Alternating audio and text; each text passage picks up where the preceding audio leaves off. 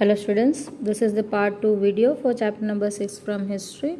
So in the previous video we have learned that the cotton textile was known by different name by the different traders who visit India to purchase it, and as well as the other goods. But the cotton was known by the different name, and the place popularity was also mostly famous in the other country. The pure cotton and as well as silk that was being exported to number of country outside the India. So popularity of cotton and silk was more. Here the new topic we are going to start, that is Indian textiles in European markets. By the early 18th century, worried by the popularity of Indian textiles, wool and silk, maker in England began protesting against the import of Indian cotton textile. In 1720, the British government enacted a legislation banning the use of printed cotton textiles chintz in England. Interestingly, this act was known as Calico Act. So here what it says, like it always happens whenever there is highly demand of anything of the Indian good in the outside countries, generally they used to do, or this kind of strategies were being used by the British government. In indigo also you have seen, when the indigo plantation become more popular and its demand become more and more in the other country, they started urging their government to put a ban on the import of the indigo. The same strategy was applied over here also. When the popularity of Indian textiles such as silk, cotton and wool that increased, so here the producer of the silk wool maker in England, they started protesting against the import of the Indian cotton textile in their country. So by 1720, what the British government has done, British government has passed a law that the printed cotton are banned, like the textiles, the chintz, what we came to know, that floral designs cloth piece, that were banned in England. So if the textile is going to ban, then what is going to happen? That is not going to be sold out in the England. So by this they started stopping the import of the cotton textile to England, and this law or this act came to be known as Calico Act. Calico, already you know why this name was and who has given this name, the Portuguese, as they came to Calicut, the southwestern part of the India in Kerala. So the spices and the cotton textile what they have taken along with them, so they have named with the place name that was known as Calico. So this act was also given the name of Calico Act. At this time, textile industries had just begun to develop in England. Unable to compete with Indian textiles, English producers wanted a secure market within the country by preventing the entry of Indian textiles. The first to grow under government protection was the calico printing industry. Indian designs were now imitated and printed in England on the white muslin or plain unbleached Indian cloth. Now, why they were urging the government to put a ban, and already this act was passed on also. They were afraid because their industry were not progressing or not developing in England because of the high demand of Indian goods. So here English producer want to secure their market, and they want to develop their own industry. So how it could be happen? By banning the import from the India, whatever the goods are coming.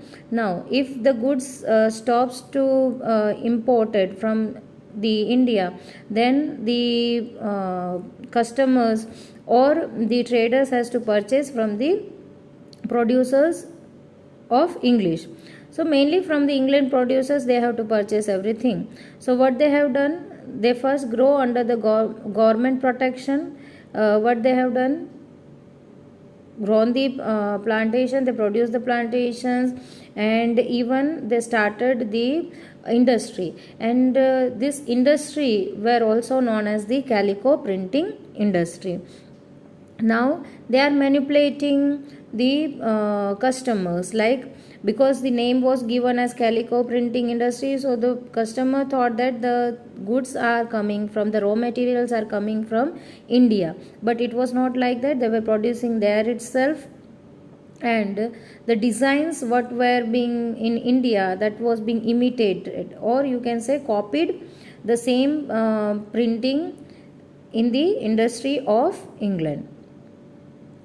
So these designs, or the Indian designs, were copied on the white muslin, that is a cloth piece, or plain unbleached Indian cloth. So all the designs whatever that was being made in India, that was being copied, so they can sell it to the customer, and by saying that this is an Indian product. Now, competition with the Indian textile also led to a search for technological innovation in England. In 1764, the spinning jenny was invented by John Kay, and which increased the productivity of the traditional spindles. The invent of steam engine by Richard Arkwright in 1786 revolutionized cotton textile weaving. Cloth could now be woven in immense quantity and cheaply too. So competition with Indian textile. Now what happened? They started innovating certain machines that make their work more easy compared to India, because in India the cloth piece is hand woven. The textile whatever they are using for making the designs, and also the raw material, everything they are weaving it, that the thread is been also woven in charka by hand itself, so everything is handmade. But here, to make the work more easy and to copy down the designs for everything, here in England they innovated the technological innovations. They had made machines. So two machines were made in 1764. Spinning jenny, this was invented by John Kay, and because of the same thing, it increased the productivity of the traditional spindle, because traditional spindle has are very slow, as it is done by hand itself. So here it is being done by machine. So compared to the handmade cloth, the machines produce more.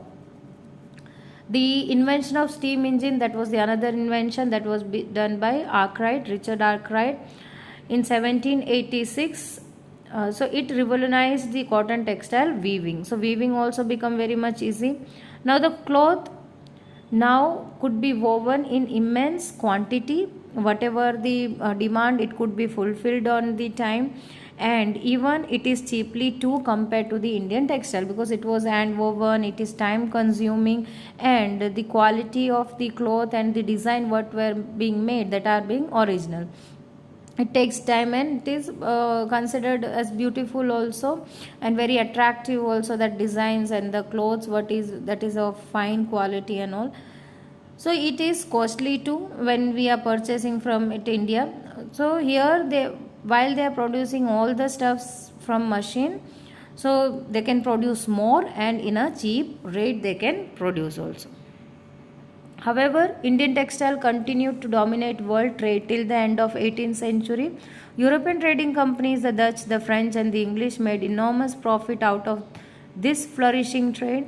These companies purchased cotton and silk textile in India by importing silver, but as you know, in chapter 2, when the English East India Company gained political power in Bengal, it no longer had to import precious metals to buy Indian goods. Instead, they collected revenue from peasants and zamindar in India and used this revenue to buy Indian textile. So, they have invented two of the machines and made the weaving and producing the this one cotton more easy. But what happened, still the India was dominating the world for trade. Mainly you can see over here the Dutch, French and English, they were gaining enormous profit. What they were doing, they were purchasing the cotton and silk that were available in India, and that is being sold in their own countries or to the other markets in very high rate. So they are earning very high profit. Even though Indian textile producers also were earning, because to purchase this thing, these people, the traders, have to bring silver. So they were in exchange of silver, they were giving away the cottons and silks. But this also declined. Now why this also stopped?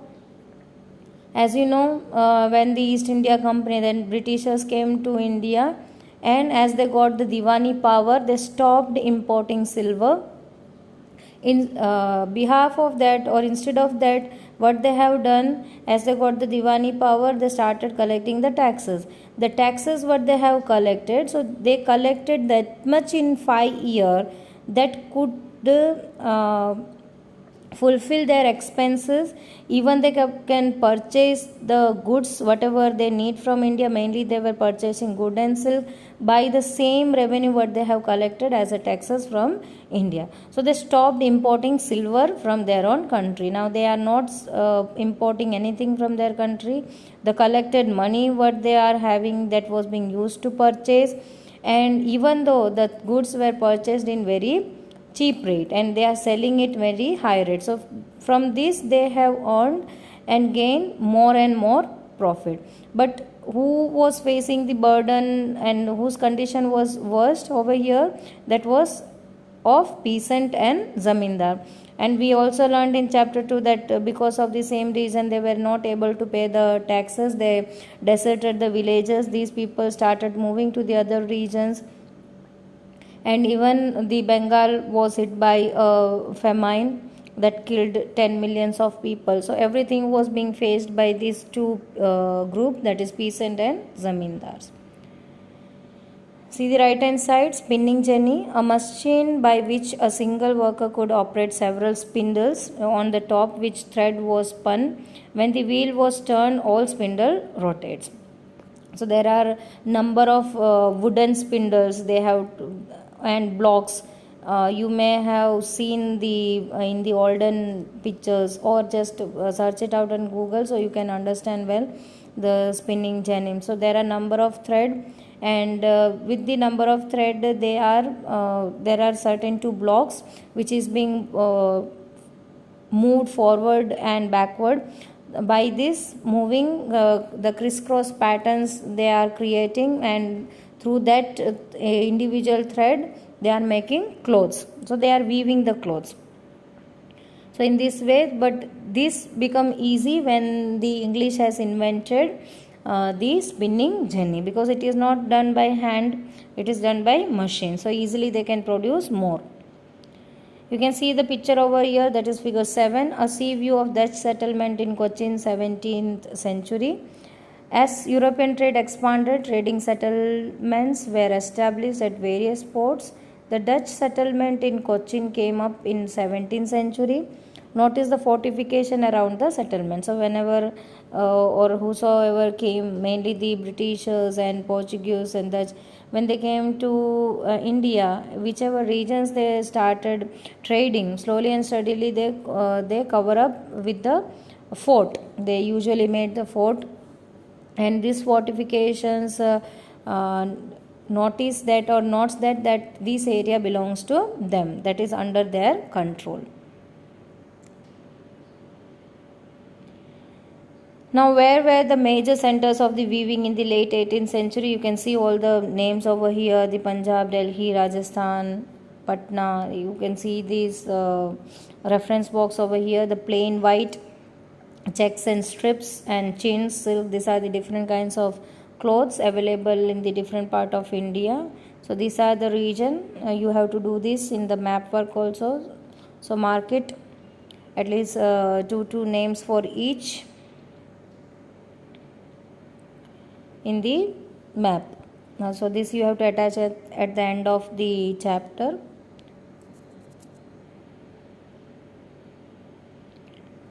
So next we are going to read, that is who were the weavers.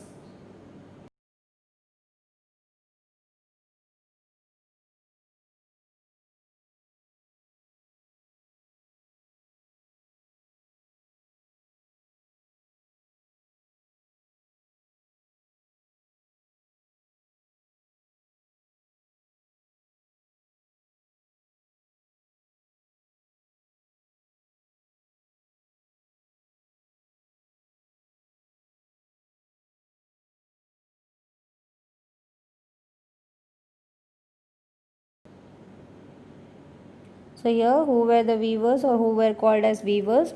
Weavers often belong to the communities that specialized in weaving. So the people or the group who are involved in weaving, they are called as weavers.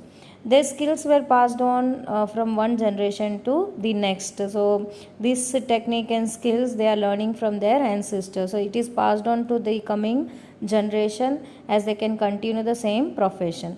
The Tanti weavers of Bengal, the Julahas or the Momin weavers of North India, Saleh and Kaikolar and Devang of South India are some of the community famous for weaving. So in different region of the India, different part of the India, they were known by the different names. So in Bengal they were known as Tanti weaver and Julahas and Momin weavers in North India. In South they were known as Saleh or Kaikolar and as well as Devang. So these all were weavers known by different name in different part of India. The first stage of production was spinning, a work done mostly by the woman. So spinning is mostly done by they are spinning this thread. So this is done by women. The charkha and the takli were household spinning instrument. So you maybe have seen the charkha that was being operated by Mahatma Gandhi. So and in one hand he is having one wooden piece. So that is spindle, or you can say takli. So there the thread is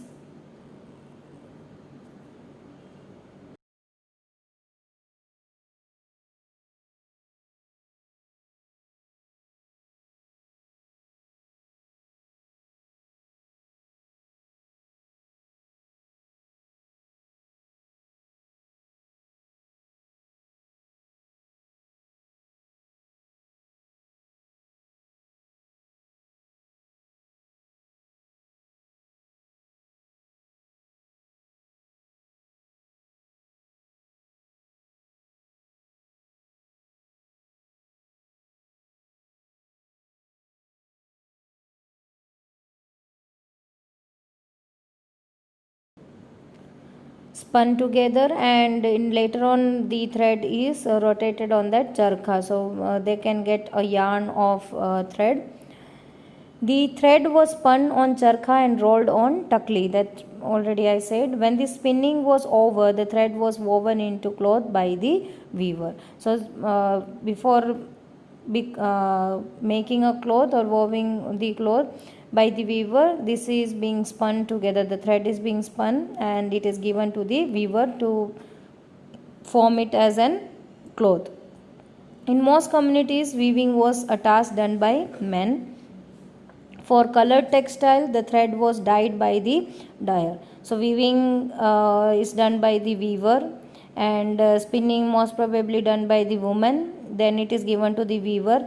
If they want the colorful textile, then the cloth piece is given to the dyer to dye. Generally, this dyer were known as the rangres.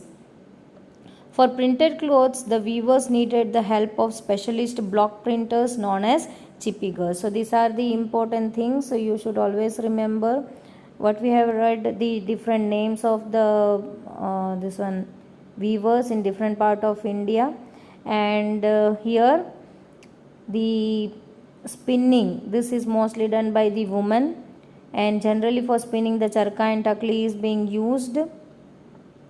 Now, after spinning, the thread was woven into cloth, and that is being done by whom? The weaver. Now, this is done by mostly by men.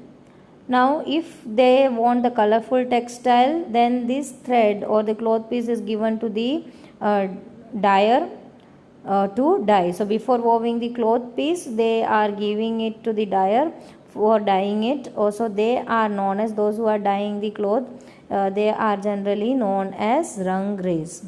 You can see over here the name rangres. And nextly, for printing on the clothes, the weaver need another helper. So especially they are known as the block printers in common language, and generally they are termed as the chippigers. Now what they are doing, they are having certain kinds of design on the wooden blocks. Then these wooden blocks are placed after dipping it into the colorful dye. Then these block printers are stamped on the cloth piece, so you can get the beautiful designs on the cloth piece also. So this printing is being done by the chippigers or the block printers. Now handloom weaving and the occupation associated with it provided livelihood for the millions of Indians. So you can see when one cloth is being produced, so it is moving from one group to another to the third party or third to fourth party for the different reasons, like spinning, then weaving it, then coloring it, making design. So there are various stages, a number of people were involved in this work, and it provides livelihood for the millions of Indians when the textile industry were developing. Now the decline of the Indian textile. What was the reason why Indian textile declined? The development of cotton industry in Britain affected textile producers in India in several ways. So the two machines what they have innovated, because of that their industry was being constantly affected. Now it was affected in two ways that we are going to learn. Firstly, Indian textile now had to compete with British textile in European and American market. Second, exporting textile to England also become increasingly difficult since very high duties were imposed on Indian textile imported into Britain.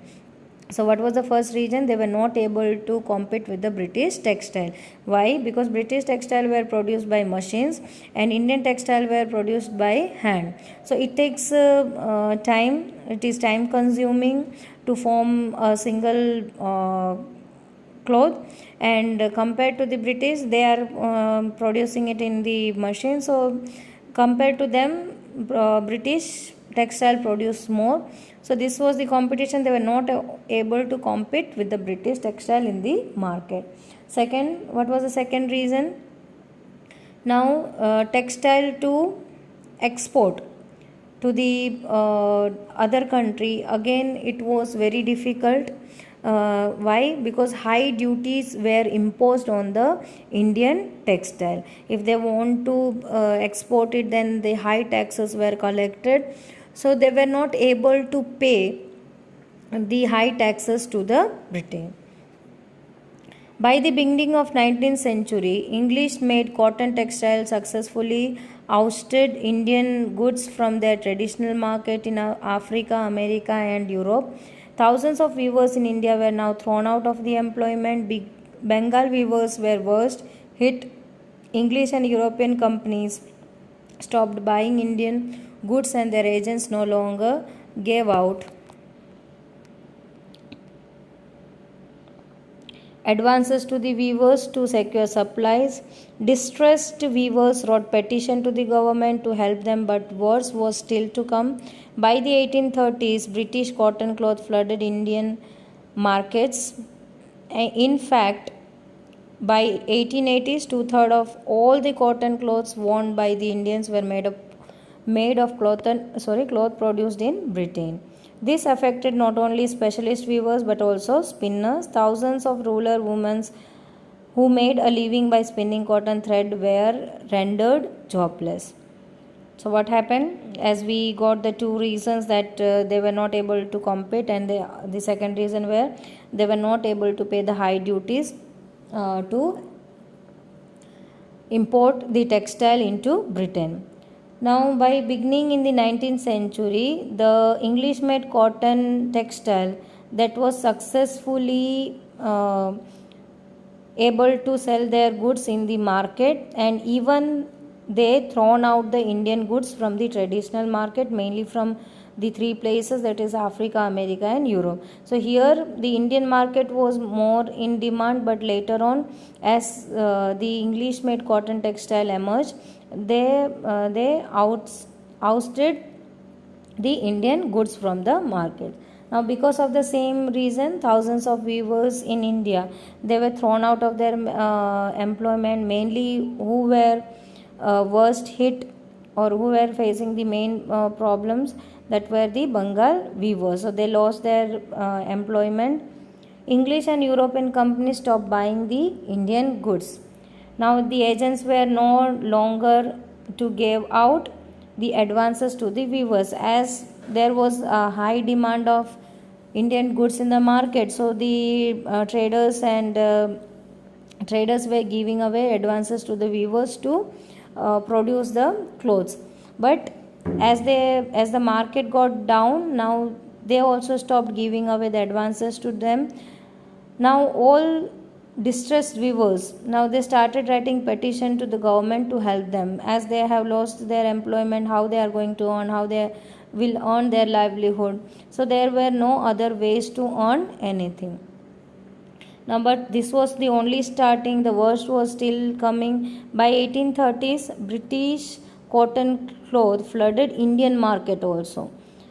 Now, as they were ousted from the abroad market, now Indian market also they were not able to sell their goods, because the British made cotton clothes were now sold out in India.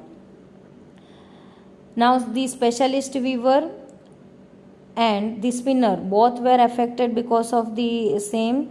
Thousands of rural women who were spinning, and that was the only way to earn something, they also become jobless. Handloom weaving did not completely die in India. This was because some types of clothes could not be supplied by machines. How could machine produce sari with intricate borders or clothes with traditional woven patterns? So these had a wide demand not only amongst the rich but also amongst the middle classes. Nor did the textile manufacturers in Britain produce the very coarse clothes used by the poor people in India. So here one side it was affecting many of the group, and the other side the handloom weaving was not died down completely. Now why, what was the reason? Because the cloth which was being produced by the hand, and it could not be produced by the machines. So these kind of clothes mainly